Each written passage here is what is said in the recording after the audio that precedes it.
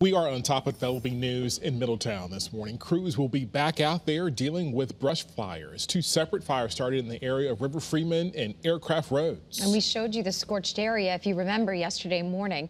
Now the big question is, have crews been able to make any progress? So let's get right out to Channel 3 Eyewitness News reporter Audrey Russo, who is live in Middletown with that answer for us.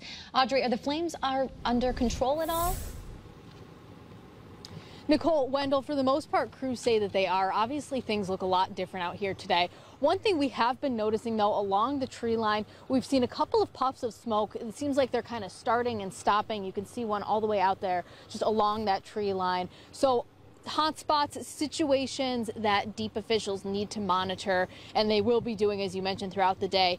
Now, DEEP officials tell us that the smaller of the two fires, which burned 22 acres, is completely contained, and the larger of the two fires, which burned 155 acres, is mostly contained at this time. But of course, this really was a round-the-clock effort to get to this point.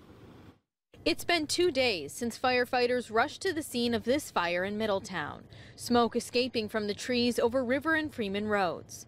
Since then, another fire started, and crews have been working around the clock to contain them before windy and dry conditions make things worse. DEEP officials are finishing burnouts, where they purposely burn the edges of affected areas to prevent the spread.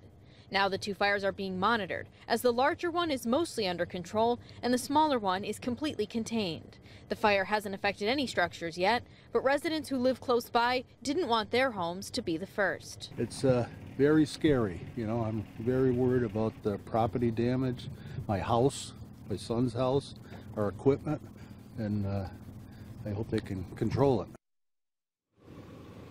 Now, obviously, you can see there are a lot of wires here in this heavily wooded area. Officials say that the first fire, the larger one, was started by trees falling on one of those wires and the sparks going down, hitting the ground in those dry conditions and sparking. Now, they say that the second fire is still under investigation, the cause of it, but we'll continue to keep you updated on that. Now, officials say they're going to have to keep monitoring the situation out here until we get a good soaking rain because of all that wind and all of the dry brush that's still on the ground. Live in Middletown, Audrey Russo for Channel 3 Eyewitness News. All right, thanks, Audrey.